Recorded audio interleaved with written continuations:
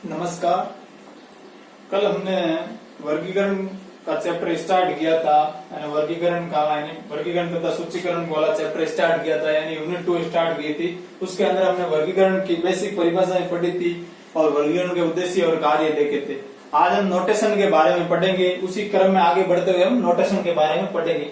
Notation के बारे में पढ़ने से पहले थोड़ी बेसिक बातें देख लेते हैं। जैसे रंगनाथन ने वर्गीकरण की संरचना वर्गीकरण का निर्माण कैसे होता है उसके लिए कुछ स्तर बताए, उनके बारे में देखते हैं। रंगनाथन ने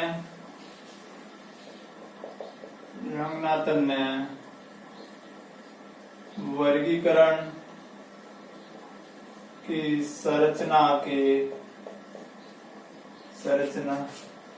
के निर्माण के लिए 3 स्तर बताए हैं। कितने स्तर बताए हैं? वर्गीकरण की संरचना, किसी भी वर्गीकरण की संरचना डिजाइन ऑफ क्लासिफिकेशन को करने के लिए 3 स्तर बताए। 3 वर्ग ऑफ प्लान बताए। रंगनाथन ने कितने बताए थे? 3 वर्ग ऑफ प्लान बताए थे। 3 स्तर बताए थे। कौन कौन से? पहला था वैचारिक स्तर,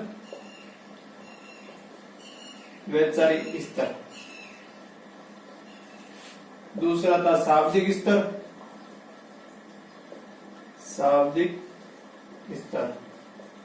तीसरा था अंकन स्तर, यानी इसको कहते हैं आइडिया प्लान एक तरह से, और शाब्दिक को कहते हैं वर्बल प्लान,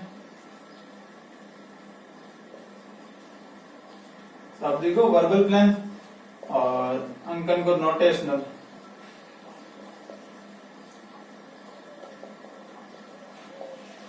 अब देखिए, रंगनाथन ने वर्गीकरण की संरचना के निर्माण के 3 स्तर बताए, 3 वर्ग ऑफ प्लान बताए थे। पहला था वैचारिक स्तर, दूसरा शाब्दिक स्तर, तीसरा अंकन स्तर है। Notation plan, ideal plan, verbal और नोटेशन प्लान। वैचारिक स्तर विश्व जगत के या ज्ञान जगत के संपूर्ण विषय का डिटेल से अध्ययन कर, संपूर्ण विषय का ज्ञान जगत जो फ्यूचर में सब्जेक्ट आने वाले हैं, जो प्रेजेंट में चल रहे हैं, उन सब का ज्ञान जगत का अध्ययन कर, उन सबको एक सुव्यवस्थित प्लान निश्चित करना है। उन सब के लिए एक सुव्यवस्थित प्लान निश्चित करना, that is a idea plan. एक आइडिया जनरेट करना उन सब सब्जेक्ट के लिए। फिर उन आइडिया को एक्सप्रेस करना यानी शाब्दिक स्तर में उतारना, यानी उसको शाब्दिक स्तर में लाना है, एक्सप्रेस करना है, शब्दों में लाना, दैट इज ए शाब्दिक स्तर, यानी प्राकृतिक भाषा में लाना। जो आइडिया जनरेट हुआ माइंड के अंदर उसको शब्दों में लाना, तो ये शाब्दिक स्तर। फिर उस शाब्दिक स्तर को कृत्रिम भाषा में अनुवाद करना है, ये अंकन, यानी उसको नोटेशन प्लान में लाना या उतारना। तो ये 3 स्तर बताए थे, वैचारिक स्तर, शाब्दिक स्तर, अंकन स्तर। तो आपको ये एग्जाम में इंपॉर्टेंट पूछ सकते हैं, रंगनाथन ने वर्गीकरण की संरचना के कितने स्तर बताए थे? तो 3 स्तर बताए थे। आपने बताना है 3 स्तर बताए थे, वैचारिक, शाब्दिक और अंकन। अंकन के बारे में पढ़ते हैं। अंकन क्या होता? अंकन एक प्रकार से प्रतीक या चिन्ह होते हैं। अंकन को हम अपनी सरलता या सुविधाजनक के लिए उपयोग करते हैं। उसी तरह पुस्तकालय में अंकन को भी सरलता और सुविधाजनक के लिए उपयोग करते हैं। और बिना अंकन के वर्गीकरण पॉसिबल ही नहीं है। बिना अंकन के वर्गीकरण पॉसिबल ही नहीं, क्योंकि ये वर्गीकरण का आधार है। अंकन क्या है? वर्गीकरण का आधार है। तो जैसे अंकन एक प्रकार से प्रतीक या चिन्ह होते हैं, जैसे रोल नंबर हो गया, आधार नंबर हो गया, ये भी एक तरह से अंकन ही है। अब अंकन की परिभाषा रंगनाथन ने क्या दी थी? वर्गीकरण में वर्गों को प्रस्तुत करने के लिए प्रयोग अंकों की विधि को अंकन कहते हैं। जो वर्गीकरण में वर्गों को प्रस्तुत करने, अलग अलग क्लास को जो बताने के लिए जो अंक यूज करते हैं, उन्हीं को अंकन कहा।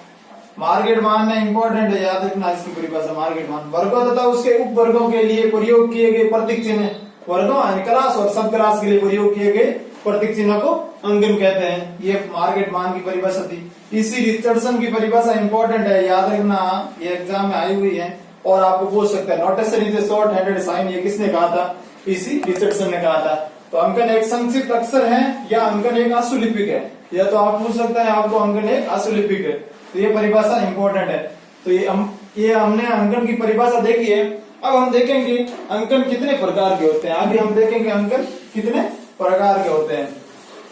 तो टाइप्स ऑफ नोटेशन देखेंगे हम, अंकन कितने प्रकार के होते हैं। तो अंकन के प्रकार, तो अंकन कितने प्रकार के होते हैं? 2 प्रकार के होते हैं। कौन कौन से होते हैं? एक प्योर नोटेशन और एक mix notation. Mixed notation, pure notation यानी शुद्ध अंकन, मिक्स नोटेशन यानी मिश्रित अंकन। प्योर नोटेशन का मतलब है एक ही प्रजाति या जाति के अंकों का प्रयोग, यानी एक ही प्रजाति या जाति के अंकों का प्रयोग, जैसे एक ही प्रजाति या जाति के अंकों का प्रयोग जैसे 0 से 9 इंडो अरेबिक, अरेबिक अंकों का प्रयोग, कैपिटल ए से जेड यानी रोमन कैपिटल अंकों का प्रयोग, और स्मॉल ए से जेड यानी रोमन स्मॉल लेटर का प्रयोग। यानी इनमें से किसी एक का प्रयोग होगा तो वो क्या आएगा? प्योर नोटेशन के अंदर।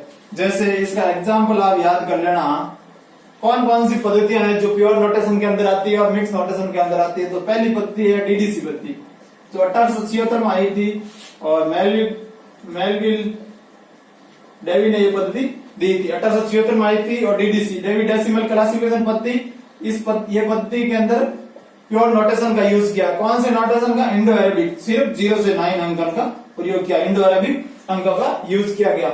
इसी तरह एक्सपेंसिव क्लासिफिकेशन पद्धति, इसी पद्धति है, वो सीए कटर की है, वो 1891 के अंदर आई थी। सीए कटर की पद्धति 1891 के अंदर आई थी और उसके अंदर कैपिटल लेटर का यूज किया गया, यानी रोमन कैपिटल का यूज किया गया, ए से जेड का यूज किया गया, वो भी एक ही तरह नोटेशन का यूज किया गया। इन दोनों पत्तियों का एग्जाम्पल याद रखना, प्योर नोटेशन की पत्तियों को। यहां से क्वेश्चन आपको पूछ सकता है, वो ये नहीं पूछेगा कि इसमें शुद्ध अंकन क्या होता है, इसकी डेफिनेशन क्या होगी, वो ज्यादातर इसके एग्जाम्पल पूछेगा कि भाई प्योर नोटेशन के लिए कौन सी पत्ती है, डीडीसी पत्ती है और ईसी पत्ती है, यानी एक्सपेंसिव क्लासिफिकेशन पत्ती के अंदर कौन सी किस प्रकार के नोटेशन का प्रयोग हुआ था, प्योर नोटेशन। इस तरह से आपको क्वेश्चन पूछेगा।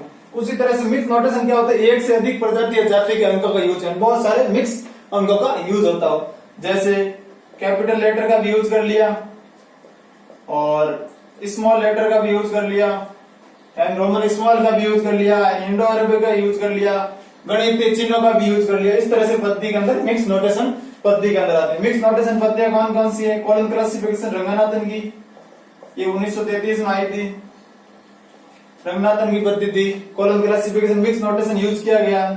फिर थी दूसरी पद्धति बिब्लियोग्राफिक क्लासिफिकेशन, हेनरी ब्लिस की, ये 1935 के अंदर आई थी, हेनरी ब्लिस की थी, हेनरी ब्लिस की पद्धति है। इसी तरह एक पद्धति और थी लाइब्रेरी ऑफ कांग्रेस क्लासिफिकेशन की पद्धति, ये 1904 में आई थी, इसमें भी मिक्स नोटेशन की पद्धति। और इसी तरह एक पद्धति जेडी ब्राउन की पद्धति, वो सब्जेक्ट क्लासिफिकेशन पद्धति। कौन सी पद्धति? एक पद्धति सब्जेक्ट क्लासिफिकेशन पद्धति यानी जेडी ब्राउन की, वो आई थी 1906 के अंदर, ये जेडी ब्राउन के अंदर। इसको लाइब्रेरी ऑफ कांग्रेस क्लासिफिकेशन है। ये चारों ही पद्धतियां क्या? मिक्स नोटेशन, इन सब के अंदर मिक्स नोटेशन का प्रयोग किया गया। तो इस तरह से आपको एग्जाम्पल देकर क्वेश्चन पूछ सकता है कि निम्न में से मिक्स नोटेशन की पद्धति कौन सी है या निम्न में से प्योर नोटेशन की पद्धति कौन सी है। अब सीसी के अंदर थोड़ा नोटेशन यूज आए हैं, वो अब डिटेल से पढ़ते हैं। सीसी के अंदर कौन कौन से मिक्स नोटेशन यूज किए गए हैं, एंड कॉलम क्लासिफिकेशन के अंदर मिक्स नोटेशन यूज किए गए, उसको हम डिटेल से पढ़ते हैं। तो सीसी एंड कॉलम क्लासिफिकेशन आई कब थी? 1933 के अंदर रंगनाथन ने इस पद्धति को दिया था।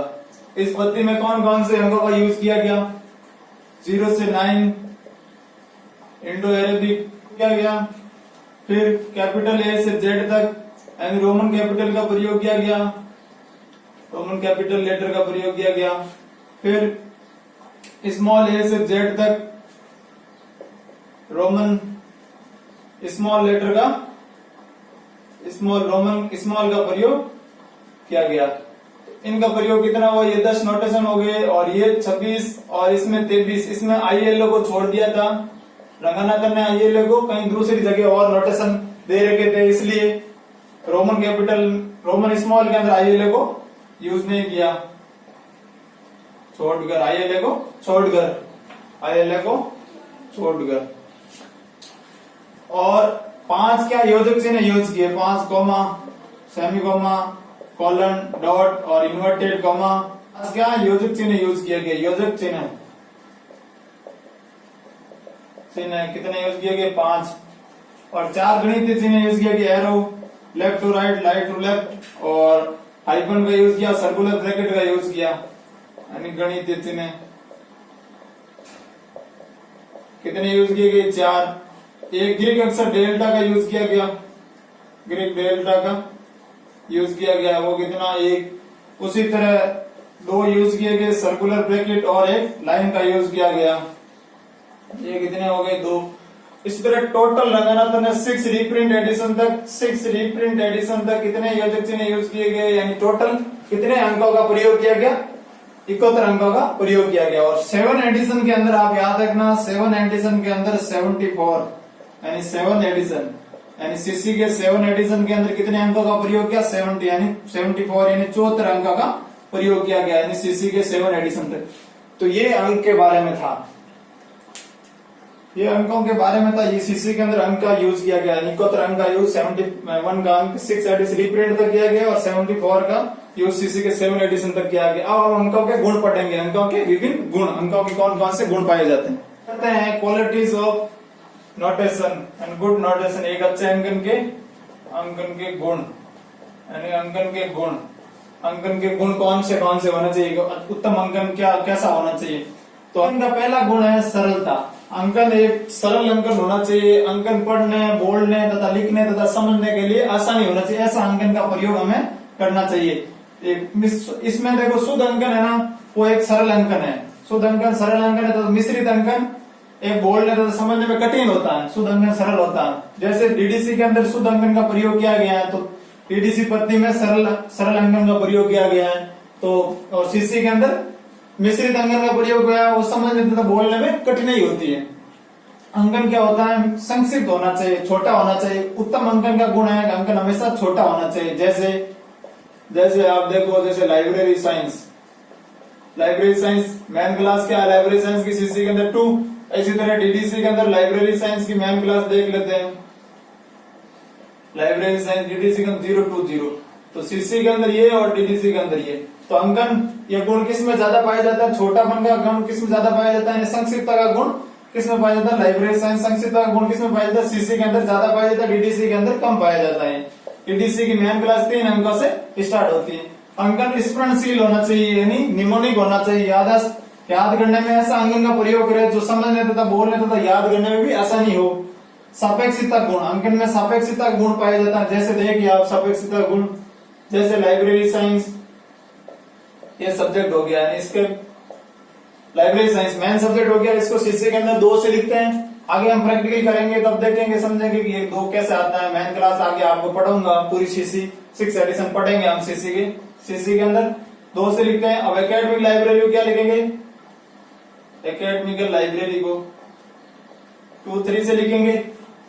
फिर सेकेंडरी लाइब्रेरी को क्या लिखेंगे, सेकेंडरी लाइब्रेरी को 2-3-2, यानी जैसे जैसे सब्जेक्ट की गहराई बढ़ रही है, यानी सापेक्षिकता का मतलब है रिलेटिविटी क्या होती है, जैसे जैसे सब्जेक्ट की गहराई बढ़े उसी हिसाब से अंकन की मात्रा बढ़नी चाहिए, अंकन का बढ़ना चाहिए। जैसे जैसे सब्जेक्ट की गहराई बढ़े उसी हिसाब से अंकन का बढ़ना चाहिए। ये गुण सीसी के अंदर पाया जाता है और डीडीसी के अंदर ये गुण नहीं पाया जाता है। डीडीसी के अंदर ये गुण सापेक्षिकता रिलेटिविटी का गुण नहीं पाया जाता है, क्योंकि डीडीसी की मैन क्लास ही 3 अंकों से स्टार्ट होती है, 3 अंकों से स्टार्ट होती है, 3 अंकों से स्टार्ट होती है डीडीसी की मैन क्लास। और संश्लेषणात्मक, यानी अंकन एक जोड़ने वाला अंकन होना चाहिए, अंकन के अंदर एक जोड़ने वाला गुण पाया जाना चाहिए। और सिंथेटिक्स होना चाहिए, अंकन कैसे सिंथेटिक्स होना चाहिए, जैसे कॉलम क्लासिफिकेशन, एग्जाम्पल देखिए आप, जैसे कॉलम क्लासिफिकेशन सब्जेक्ट क्या हो गया, लाइब्रेरी साइंस मैन क्लास होगी। और पीएमएसटी के हिसाब से अपन इसके अंदर पीएमएसटी श्रेणियों के हिसाब से इसको जमाएंगे तो कैसे ये देगा, देखिए 5-1, इसका नंबर क्या होता है 2:5:1। ये जोड़ने का गुण किसमें पाया जाता है, सीसी के अंदर पाया जाता है। डीडीसी के अंदर ये जोड़ने का गुण पाया नहीं जाता है, क्योंकि डीडीसी एक परिगणात्मक पद्धति है, यानी पहले से ही उसमें बने बनाए क्लास नंबर होते हैं, इसलिए ये गुण सिर्फ डीडीसी के अंदर, सीसी के अंदर पाया जाता है, डीडीसी के अंदर नहीं पाया जाता है। और सीसी के अंदर पीएमएसटी श्रेणियों की व्यवस्था है, क्योंकि उसमें पक्ष को जोड़ने की भी व्यवस्था की गई है। तो ये संश्लेषणात्मक गुण किसमें पाया जाता है? सीसी के अंदर पाया जाता है, डीडीसी के अंदर नहीं पाया जा सकता। इसी तरह आपको एग्जाम्पल देकर ये क्वेश्चन पूछ सकते हैं। ग्राह्यता, एक उत्तम अंकन का गुण होता है, उसमें ग्राह्यता होने से लचीलापन, यानी जब भी कोई नए सब्जेक्ट आए, नए विषय का निर्माण हो, तो अंकन का ऐसा गुण होना चाहिए वो नए सब्जेक्ट बिना पुराने सब्जेक्ट को बिना अस्पष्ट किए नए सब्जेक्ट को अंकन प्रदान करे, वो ये गुण ग्राह्यता का गुण होना चाहिए। लचीलापन, फ्लेक्सिबल होना चाहिए, अंकन क्या होना चाहिए? फ्लेक्सिबल होना चाहिए। नए विषय के निर्माण में पुराने विषय को बिना अस्पष्ट किए, यानी उसके क्रम को बिना अस्पष्ट किए नए विषय को अंक प्रदान करे, और ये उत्तम अंकन का गुण होना चाहिए ग्राह्यता। अभिव्यंजकता यानी एक्सप्रेसिवनेस, अंकन ऐसा होना चाहिए जिसे देखकर भी पता चल जाए कि इस सब्जेक्ट का अंकन है। जैसे देखिए एकेडमी लाइब्रेरी मैथ क्लास 2, ये लाइब्रेरी साइंस का अंकन है, ये देखिए 2 यानी देखकर भी बता सकते हैं अंकन को, ऐसा अंकन के अंदर गुण होना चाहिए। ये एक्सप्रेसिवनेस का गुण अंकन के अंदर पाया जाना चाहिए।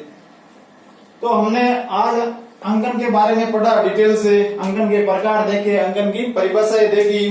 कल हम नेक्स्ट वीडियो के अंदर क्लासिफिकेशन पद्धति के बारे में पढ़ेंगे, यानी क्लासिफिकेशन स्कीम के बारे में पढ़ेंगे। धन्यवाद।